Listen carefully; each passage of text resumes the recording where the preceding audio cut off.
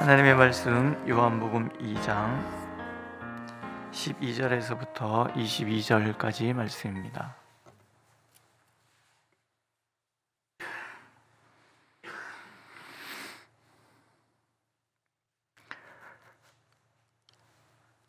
함께 읽겠습니다. 12절.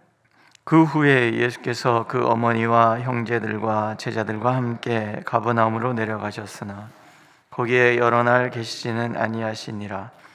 유대인의 유월절이 가까운지라 예수께서 예루살렘으로 올라가셨더니 성전 안에서 소와 양과 비둘기 파는 사람들과 돈 바꾸는 사람들이 앉아 있는 것을 보시고 노끈으로 채찍을 만드사 양이나 소를 다 성전에서 내쫓으시고 돈 바꾸는 사람들의 돈을 쏟으시며 상을 엎으시고 비둘기 파는 사람들에게 이르시되 이것을 여기서 가져가라. 내 아버지의 집으로 장사하는 집을 만들지 말라 하시니 제자들이 성경 말씀에 주의 전을 사모하는 열심히 나를 삼키리라 한 것을 기억하더라. 이에 유대인들이 대답하여 예수께 말하기를 네가 이런 일을 행하니 무슨 표적을 우리에게 보이겠느냐? 예수께서 대답하여 이르시되 너희가 이 성전을 헐라 내가 사흘 동안에 일으키리라. 유대인들이 이르되 이 성전은 46년 동안에 지었거늘 내가 3일 동안에 일으키겠느냐 하더라. 그러나 예수는 성전된 자기 육체를 가리켜 말씀하신 것이라. 죽은 자 가운데서 살아나신 후에야 제자들이 말씀하신 것을 기억하고 성경과 예수께서 하신 말씀을 믿었더라. 아멘. 예루살렘의 유월절이 찾아왔습니다. 복음서에 보면은 다른 복음서에서는 예수님이 유월절에 성전에 오셨다는 얘기가 딱 한 번 기록되어 있습니다. 그러니까 이야기의 전개 방식이 좀 다른 거죠. 다른 복음서에서는 예수님의 출생에서부터, 그러니까 복음의 시작에서부터 예수님의 십자가까지를 일직선으로 이렇게 나열이 되어 있습니다. 세 복음서보다도 요한복음은 훨씬 뒤에 쓰여졌습니다.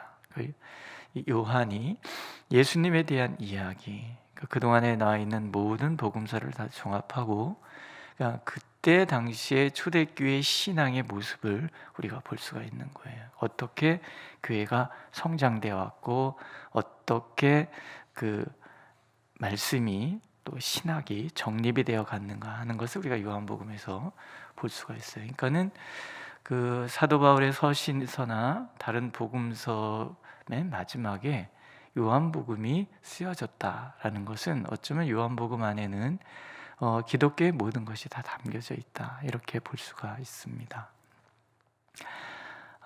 그래서 요한의 보는 관점은 굉장히 다르고 성전 정화 사건이 한 번 있었는지 두 번 있었는지 우리는 알 수가 없어요. 다만 이 의미가 중요한 거예요. 유월절에 예수님께서 성전에 올라가셨다, 이게 중요한 거예요. 온 유대 사람들이 다 유월절을 지키기 위하여 도착한 성전에 예수님이 가서 보시니까 거기에 각종 매매가 이루어지는 거예요. 성전이 진짜 강도의 소굴같이 장마당 같이 그렇게 돼버린 거죠. 예수님께서 노끈을 채찍으로 만들어서 거기에 있는 짐승들을 다 쫓아내시죠. 성전을 청소하시는 거예요. 사람들이 물어보는 거예요. 무엇 때문에 이렇게 하느냐? 무슨 권한으로 이렇게 하느냐? 지금 거기서 좌판을 벌이고 있는 이유가 지금 그 성전의 지도자들이 허락한 사항, 그러니까 성전에서 지금 교회에서 장사하고 있는 거예요. 근데 네가 무슨 권한으로 우리를 내쫓느냐 따질 수밖에 없지요. 그랬더니 무슨 표적을 보여줄 것이냐? 이 성전을 헐어라. 내가 3일 만에 다시 지을 것이다. 무슨 소리냐? 36년이나 지은 성전을 네가 어떻게 3일 만에 헐고 다시 세울 수 있겠느냐? 우리는 알 수 있는 거죠. 지금 예수님은 당신의 성전 대신 예수님 자신을 얘기하고 있지만 이 사람들은 눈에 보이는 성전에 몰두하고 있는 거예요. 기독교와 유대교가 극명하게 차이를 보고 있는 거예요. 유대교는 눈에 보이는 성전 자체에 매여 있는, 눈에 보이는 율법 자체에 매여 있어요.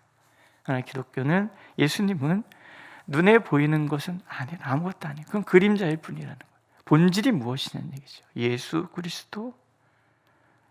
그리스도 안에서 우리에게 계시된 하나님의 은혜의 그 복음, 이게 중요해요. 제자들이 두 가지를 떠올리죠. 성전을 위하시는 하나님의 열정을 하나 보고, 그 다음에 성전의 개념이 달라졌구나 하는 것을 보는 거예요. 요한은 그 얘기를 들려주고 싶은 거예요. 누가 적자인가? 요한복음 쓰여졌을 때는 유대교가 기독교를 극심하게 박해하는 그런 시대인 거예요. 대부분이 유대인들이었잖아요. 누가 적통인가? 지금도 여러분 가톨릭과 개신교 누가 적통인가 이런 얘기 하고 있단 말이죠. 누가 적통이에요? 예수님이 적통이에요. 우리는 자꾸 눈에 보이는 것에 자꾸 매이고 거기에 흔들린단 말이죠. 눈에 보여지는 모든 것들은 다 그림자일 뿐이에요. 오직 예수 그리스도, 누가 더 예수님의 뜻에 합하게 살아가고 있느냐, 이게 중요한 거예요.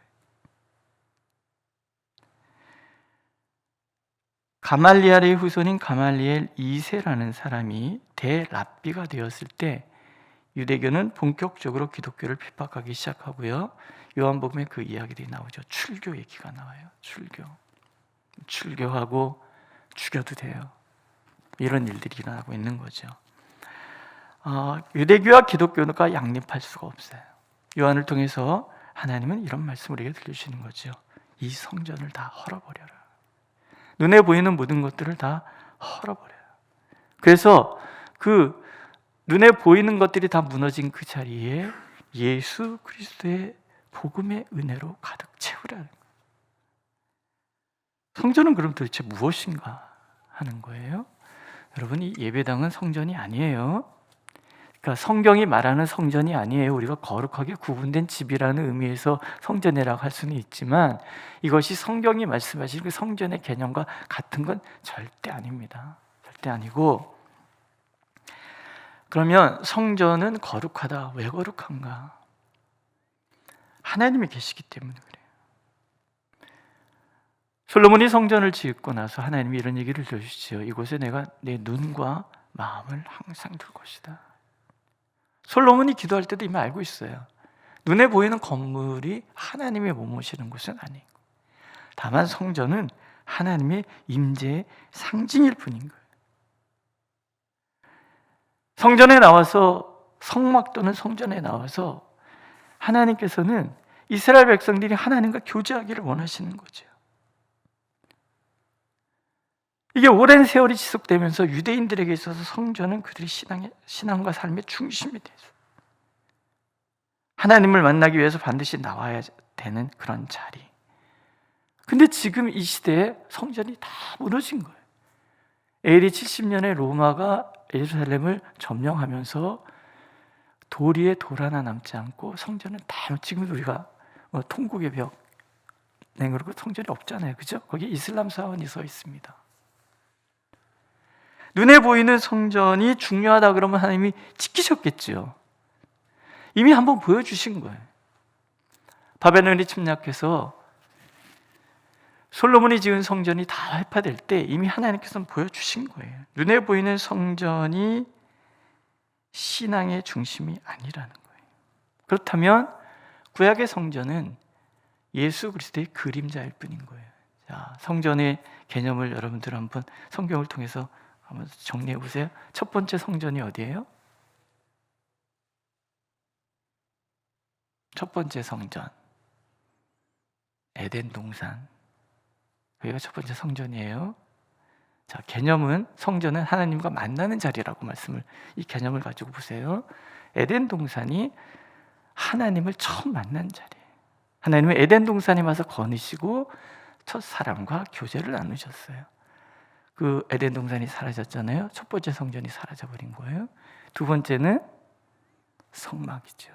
광야에서 세 번째가 솔로몬의 같은 거예요. 이거는 그러니까 성막과 성전이 두 번째 성전의 개념이라 그러면 세 번째 성전은 예수 그리스도 자신.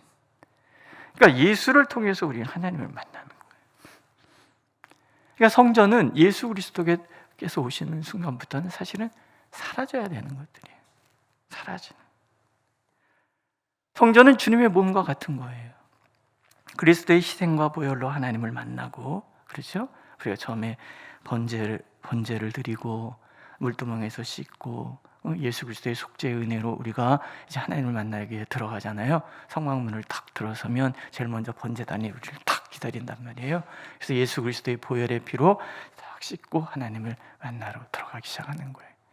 나의 근본적인 죄를 씻고 물두멍에서 나의 죄를 씻고 그 다음에 성전을 탁 들어가면은 그 안에는 떡상과 또 향과 또 촛대가 다 있단 말이에요.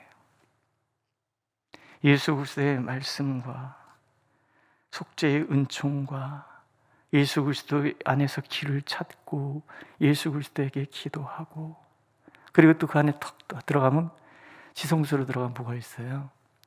율법이 있는 하나님의 보좌가 있잖아요. 거기서 인간과 하나님이 만나서 대화를 하는 거예요. 이게 과정이 쭉 지나가야 되는 거예요. 어느 것 하나 빠지면 안 되는 거예요.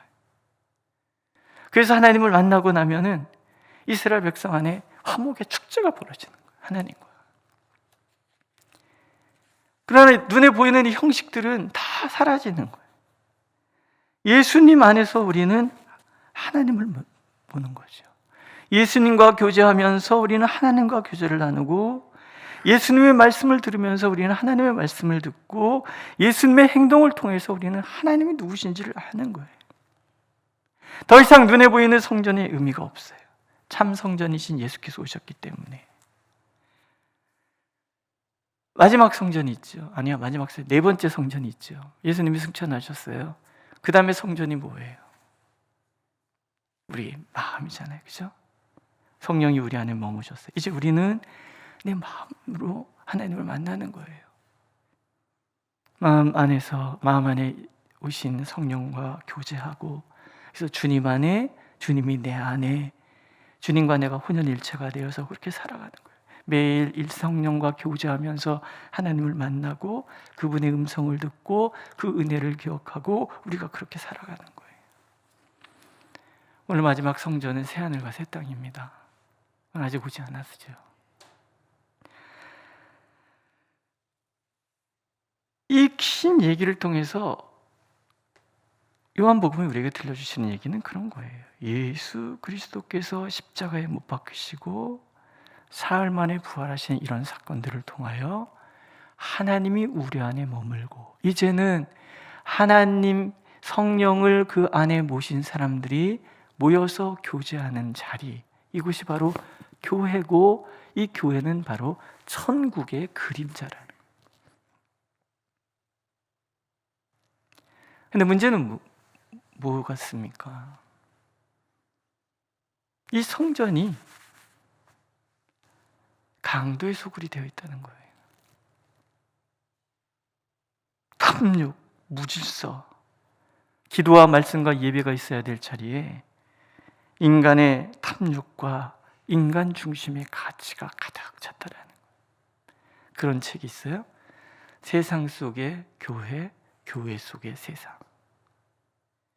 교회가 세상 가운데 들어가서 세상을 변혁시켜야 되는 것이 교회의 사명이에요. 그렇죠?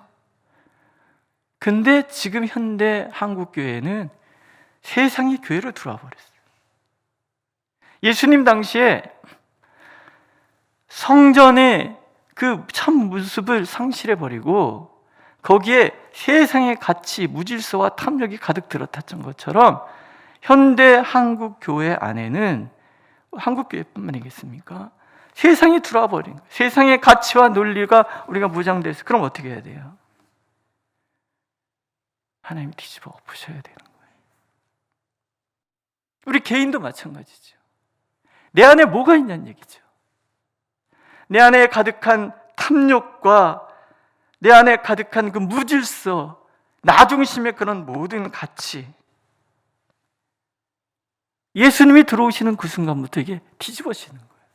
바뀌는 거예요. 연단과 시련 겪어보지 않은 사람들이 어찌요.